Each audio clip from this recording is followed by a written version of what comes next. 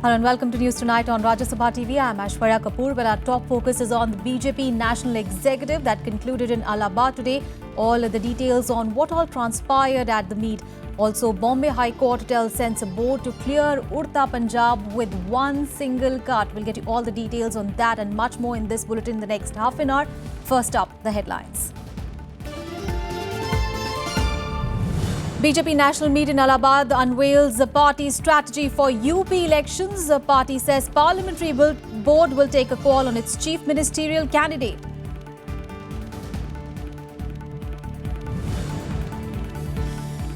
Bombay High Court clears the Bollywood film Udta Punjab with just one cut. Directs Central Board of Film Certification to issue fresh certificate in 2 days.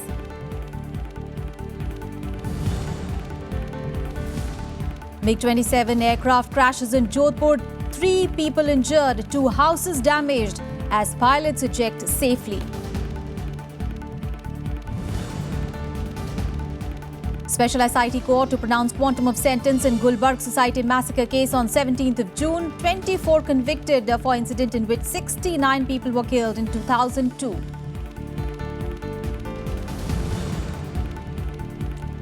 And flags fly at half-mast across America as nation mourns worst US mass shooting that claimed over 50 lives at Florida gay club on Sunday.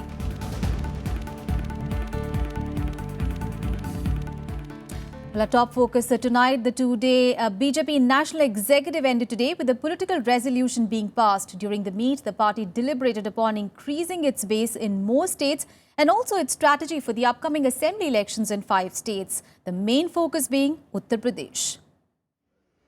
The second and final day of the BJP's National Executive Meet in Allahabad. At the 2-day conclave, the BJP chalked out its strategy for the upcoming assembly elections in 5 states, Uttar Pradesh, Punjab, Himachal Pradesh, Uttarakhand and Goa.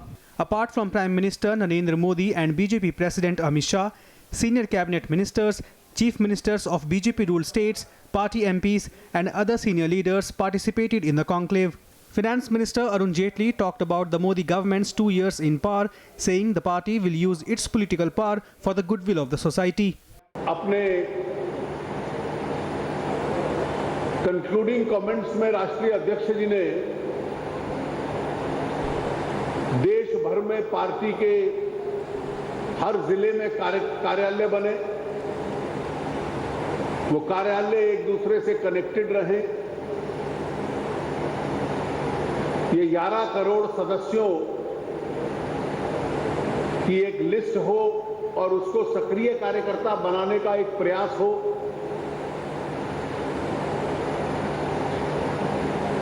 और 7 ऐसे राज्य प्रमुख हैं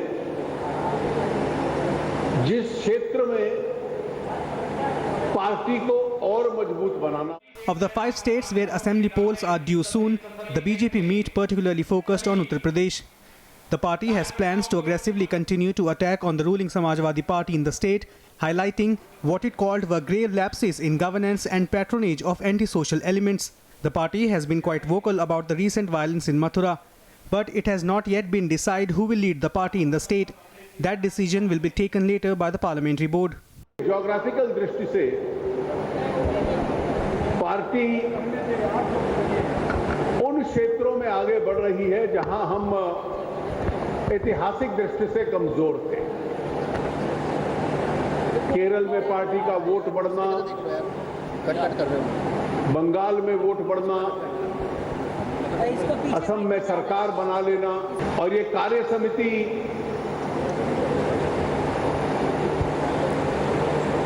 के जो 2 मूल उद्देश्य थे वो ये थे कि वर्तमान राजनीतिक स्थिति का हम लोग विश्लेषण करें और पार्टी को और आगे बढ़ाएं। पूरे दुनिया में इकोनॉमिक क्राइसिस अनेक देशों में चल रहा है। ऐसे स्थिति में हमारे प्रधानमंत्री जी के नेतृत्व में जो आर्थिक नीतियों को हमने इम्प्लीमेंट किया है, उसमें भारत देश दुनिया का फास्टेस्ट ग्रोइंग इकोनॉमी के रूप में आज सिद्ध हुआ है। An economic resolution was also passed on Sunday night, stating that India has emerged as the world's fastest growing economy under Prime Minister Narendra Modi amidst global slowdown and 2 years of successive drought. Basking in the glory of its recent victory in the state of Assam, the BJP has now decided to expand its footprints in several other states.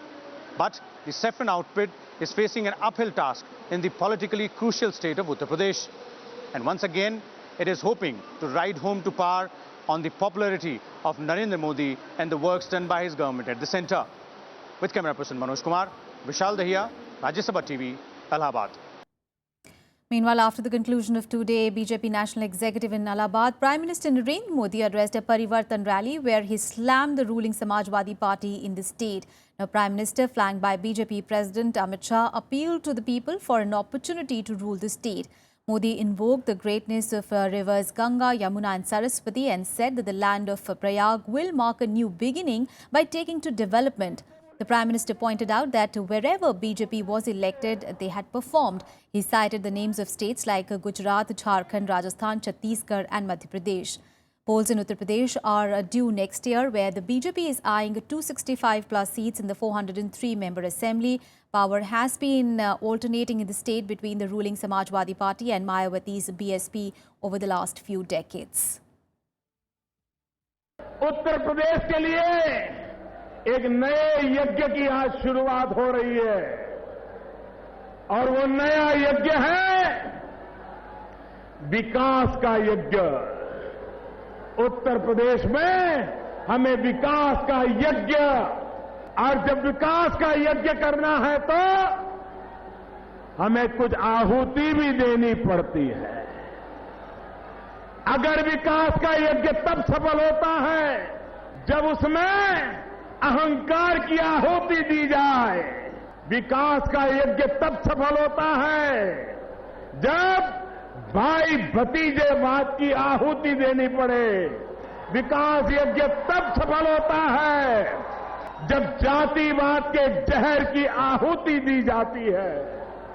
विकास का यज्ञ तब सफल होता है जब संप्रदाय के जहर की आहुति देनी पड़ती है।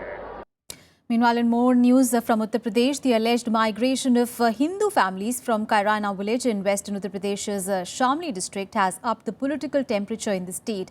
Now, raising the issue at its national executive meet in Allahabad, the BJP termed the developments harmful to democracy. The party also promised a proper action after a probe, while Transport Minister Nitin Gadkari said that his party had taken up the issue with all seriousness. MOS for Home Affairs Kiran Rijiju said that the state government should take responsibility for the unfortunate events that were forcing people to leave their own villages. Uttar Pradesh Chief Minister Akhilesh Yadav, however, dismissed the BJP's claims while asking media persons to look into the exact reasons behind the migration.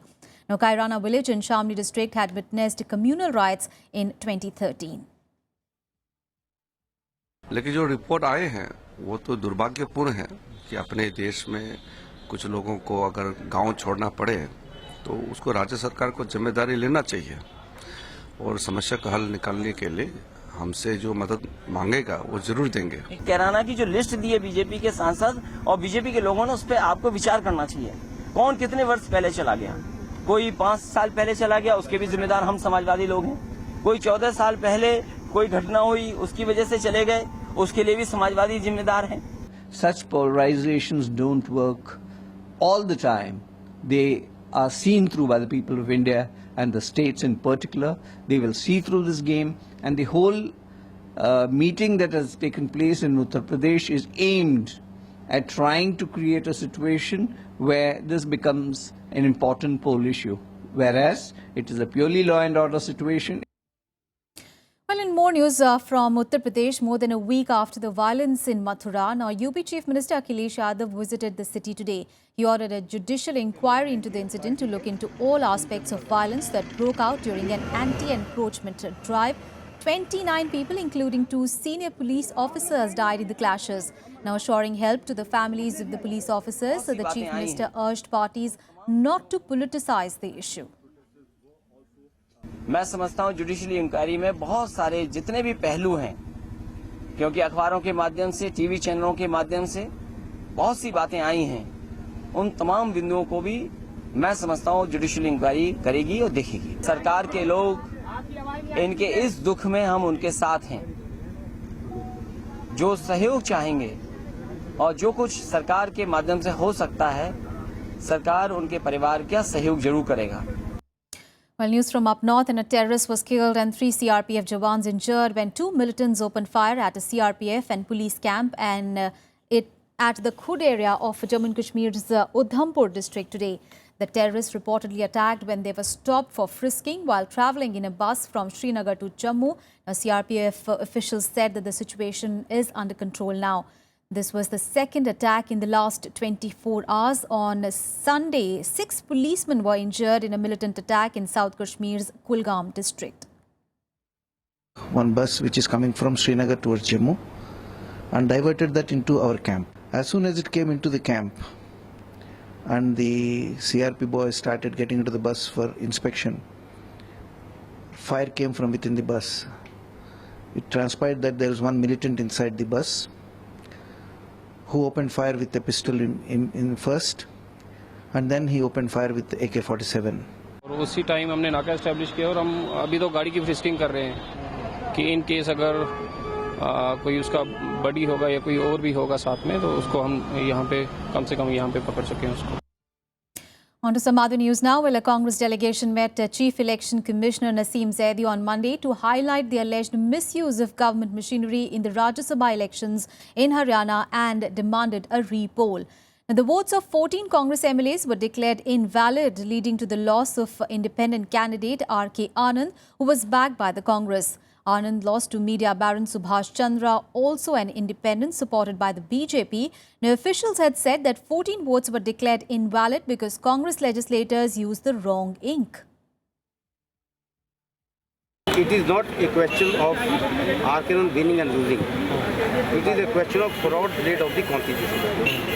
ये तो आप जिसके पास कोई number नहीं होगा वो अपना pen उठा के दूसरा पेन लगा देगा और बाकी सबके वोट इनवैलिड करेगा. आप अगर बूथ में जाएंगे तो आपको कैसे पता है कि ये जो पेन दिया है ये इलेक्शन कमीशन का पेन है कि नहीं है? ये पेन कोई इससे दिखा तो नहीं हुआ कि इलेक्शन कमीशन ने दिया? बिल्कुल कॉन्स्पिरेसी है, डेलिब्रेट अटेम्प्ट है और संविधान और जो इलेक्शन का प्रक्रिया है उसको खत्म करने का एक बहुत बड़ा साजिश है. And now an update on the Urta Punjab controversy. While refusing to grant a stay, the Bombay High Court today cleared the film Urta Punjab with just one cut. It also directed the Central Board of Film Certification to issue a fresh certificate to the film in the next 2 days. The High Court further reminded the Central Board of Film Certification, or the CBFC, that it did not have the power to censor films. It said its suggested cuts should be in agreement with the Constitution and earlier Supreme Court orders. The court was hearing a petition by the makers of the film against the CBFC order demanding 89 cuts in the film. The censor board cleared the film on Sunday with an adult certificate after seeking 13 cuts that the High Court overruled on Monday. Now slated for release this Friday, the multi-starrer film is based on the rampant drug abuse and its impact on the youth in Punjab. We do not promote the use of drugs in any form or manner. The expletive words or any bad words are not a reflection of anything else but to reflect reality, and we do not promote the use of cuss words. Right. Third is we are not propagating or castigating any particular state, and we do not do that. So our disclaimer has been accepted in its entirety with the insertions that we have suggested. Like I said, the respondent has been directed to issue this certificate forthwith, and it's a victory of our fundamental rights. Honorable Court का order है. अब जैसा भी order we will respect it and we'll try and comply with it. We have been trying to follow the act and the rules and the guidelines. So now the observation of the court has yet to come to us in writing. So when it comes, we will study it. Moving on, retail inflation has gone up to 5.76% in May. The rise is attributed to rising food items, including vegetables. Now, government data also showed that the retail inflation measured on Consumer Price Index for April was revised upwards to 5.47% from the earlier 5.39%. It was 5.01% in May 2015. Now, vegetable inflation more than doubled to 10.77% in May compared to 4.82% in the previous month. Also, the Overall food inflation moved up to 7.55% in May as against 6.32% in the previous month. Cereal and related products, meat and fish, milk and its products and fruits were dearer in May. Now, prices in the fuel and light segment were, however, marginally down in the month of May. The latest data has led to experts speculating that it could make it difficult for the RBI to lower interest rates. And let's also take a look at the other stories making headlines across the country and nationwide. A MiG-27 aircraft of the Indian Air Force today crashed in a residential area of Jodhpur in Rajasthan. The pilot managed to eject himself safely, but at least 2 people were injured in the crash. The crash occurred near the Jodhpur Air Base, where the fighter jet was on a routine sortie. The pilot reported a technical snag and sought a priority landing. The Air Force has ordered a court of inquiry into the incident. Congress Vice President Rahul Gandhi today took part in a day-long dharna in Punjab's Jalandhar city against the drug menace in the state. Leading the protest, Rahul Gandhi blamed the state government for the drug abuse and deteriorating law and order situation in the state. He claimed that the Congress will eradicate the drug problem within months if it comes to power. Monsoon rains weakened temporarily, increasing the desperate wait for rains in the parched region of Maharashtra. The rains are delayed by about 5 to 6 days. The rains were expected to revive after 15th of June. The monsoon rains are currently most active in the Konkan coast north of Karnataka. The Special SIT Court in Ahmedabad will pronounce the quantum of punishment in the Gulbarg massacre case till 17th of June. The decision came after the prosecution submitted a list of jail terms spent by all the 24 convicts as asked by the court. On 2nd of June, the court had convicted 24 people and acquitted 36 others. 69 people were killed, including former Congress MP Ehsan Jafri in the riots in 2002. Congress MP from Nalgonda G. Sukhender Reddy and the member of the State Assembly from Miryal Guda, Bhaskar Rao, have joined the ruling Telangana Rashtriya Samiti. Both will formally join the party on 15th of June. Former lawmaker G. Vivek and his brother and former Andhra Pradesh Minister G. Vinod also announced their decision to switch loyalties to the TRS.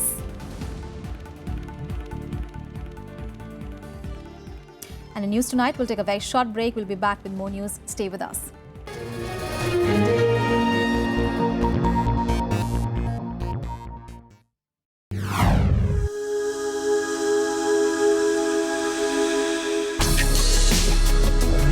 Tales that inspire.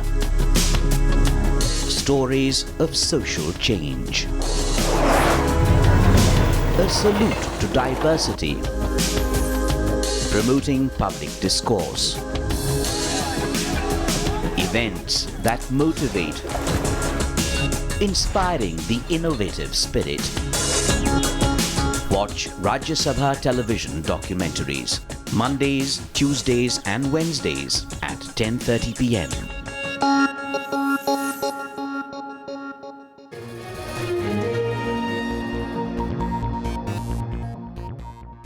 Welcome back to News Tonight. Now, President Pranab Mukherjee called for collective efforts to fight terrorism, saying that it knows no borders. The president said this in Ghana on 2 of his 6-day visit to Africa. Now, talking about the menace, the president also pledged India's support to Ghana in combating terrorism. The president's visit to Ghana is a part of India's outreach to Africa. This is the first visit by an Indian president to the country. In his address at the banquet hosted by Ghanaian President John Mahama on Sunday, the president said, and I quote him, "It is a scourge and knows no borders. It has no ideology except the ideology of wanton destruction. It must be eradicated through the collective efforts of the civilized world. India is in solidarity with you as you confront this challenge," quote unquote. Now, taking forward his message against terrorism, President Mukherjee also touched upon India's efforts for securing a United Nations Security Council seat.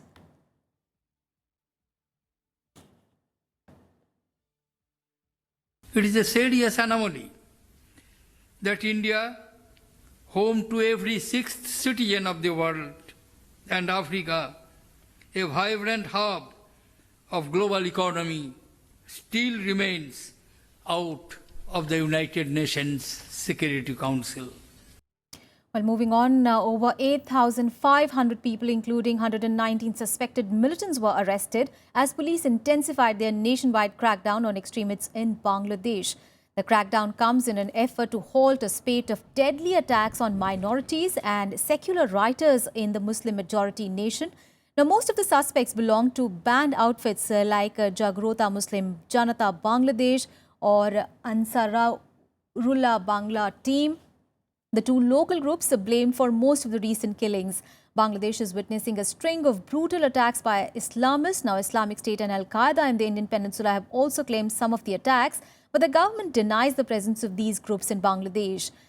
Prime Minister Sheikh Hasina on Friday told a meeting of a ruling Awami League party that the police would stamp out the violence and vowed to catch each and every killer. Now, the attacks since last year has left more than 30 people dead. Well, on to the big international story. Well, people across the United States and around the world are mourning the lives lost in the deadliest mass shootout in the country. The shootout happened at a popular gay nightclub in Orlando in Florida. Islamic State had linked itself with the killer Omar Mateen, but officials say that no concrete evidence has been found yet. FBI, meanwhile, says that it is working on several leads in the case and identified all the victims. 50 people died and another 53 were injured when Mateen, the lone gunman, opened fire and seized the hostages at the nightclub late on Saturday night. America in mourning after a night of horror. The deadliest mass shooting in US history claimed 50 lives on Sunday. Dozens others were injured in gay nightclub in Florida. Flags flew at half-mast at the White House and other official buildings, even as vigils were held to pay tributes to the victims across the country. This is our time to start to heal and to rebuild, and if there's a silver lining to something like this, that's it. We're going to come back stronger than we've ever been. Condolences poured in from all over the world. 我们对遇难者表示沉痛的哀悼，向伤者和受害者家属。Auch wenn solche mörderischen Anschläge uns in tiefe Trauer versetzen, doch unser offenes, tolerantes Leben fortzusetzen. US President Barack Obama called the shooting an act of terror and hate and an attack on America. Of innocent people. We stand with the people of Orlando who have endured a terrible attack on their city. Although it's still early in the investigation, we know enough to say that this was an act of terror and an act of hate. The gunman, Omar Mateen, a 29-year-old Muslim American of Afghan descent, barged into the gay nightclub in Orlando with an assault rifle and a handgun. He opened random fire on the crowd before he was killed by the police. FBI officials had twice interviewed him in 2013-14 for inflammatory remarks made to a colleague, but investigations were closed. Mateen's former wife revealed that he was emotionally disturbed and had a violent temper. Once after we were married, I saw his instability and I saw that he was bipolar and he would get mad out of nowhere. That's when I started worrying about my safety, and then after a few months he started abusing me physically. While the Islamic State claimed Mateen as a soldier of the caliphate, there is no evidence yet that he had any actual ties to the group. We'll determine officially whether it's a hate crime or a terrorism incident or even a violent crime once we have all the facts in place. We're at the very early stages, and as much as I would like to give you everything we have, we can't give you things that aren't 100% accurate, because then it's not fair to you. Meanwhile, Republican presidential nominee Donald Trump claimed that he was right on radical Islamic terrorism and called on President Obama to stand down if he refused to blame the attack on radical Islam. The attack has also ignited debate on American gun laws and homeland security. Bureau Report, Rajya Sabha TV. Let's get you some more international news now. Here is the global buzz. Israel reopened Palestinian crossing points from the occupied West Bank and Gaza Strip. This follows a 3-day closure that was put up after last week's deadly shooting in Tel Aviv. The village was put on lockdown after Wednesday's night attack that killed 4 Israelis and wounded 5 others. The Tel Aviv attack was the deadliest in a wave of violence that began in October. British pound fell to an 8-week low against the dollar and a 3-year low against the yen today as the investors grew more nervous of a referendum that could pull Britain out of the European Union. The yen, however, gained broadly, hitting a 1-month high against the dollar and 3-year high against the euro. At least 4 people were injured in an explosion at a check-in area of Shanghai's main international airport. However, there was no disruption to the flights. The blast at Pudong International Airport appeared to have been caused by a homemade explosive. On to some sports news now. And India outplayed Zimbabwe in the second ODI at Harare to take an unassailable 2-0 lead in the 3-match series. While choosing to bowl first, India made early inroads into the Zimbabwean batting. Visu Sibanda offered some resistance with a gritty half-century. But after he fell, the hosts' batting imploded and they wrapped up with just 126 runs. Yuzvendra Chahal took 3 wickets, while Sran and Kulkarni grabbed 2 wickets apiece. India had no trouble chasing the target. Last match's centurion KL Rahul was bowled out for 33 before Karun Nair and Ambati Rayudu combined well to get the size close. More sporting action now. Here is the sports beat. French prosecutors today said 150 Russians were behind much of the violence in Marseille ahead of the Euro 2016 match between England and Russia. 20 people were arrested and 10, including 6 Britons, faced an immediate trial. Nearly 35 people were injured, including 4 who are in a serious condition.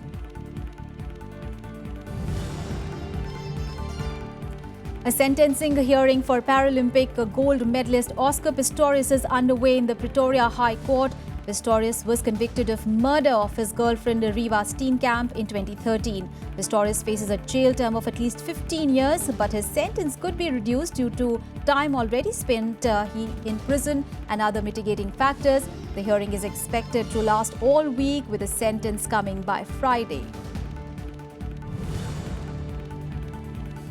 Lewis Hamilton dedicated his Canadian Grand Prix win to the late boxing legend Muhammad Ali, who died recently, aged 74. The Briton referenced one of the former heavyweight boxing champion's famous quotes, "Float like a butterfly, sting like a bee," on his slowing down lap. Hamilton also described Ali as a unique, iconic individual who had a character unlike anyone else's. World Cup winners Germany began their Euro 2016 campaign with a 2-0 win over Ukraine on Monday. Mustafi's powerful header from a free kick whipped in by Toni Kroos put the Germans 1-0 up. Later, Bastian Schweinsteiger's clinical finish from a Mesut Ozil cross in injury time helped the Germans bag all the 3 points with a win. Defending champions Spain opened their Euro 2016 campaign with a 1-0 victory over Czech Republic in Toulouse. Gerard Piqué scored with the 3 minutes remaining to claim the win. Spain now play Turkey on Friday as they continued their bid for an unprecedented 3rd consecutive continental title. That's all in this edition of News. Good night.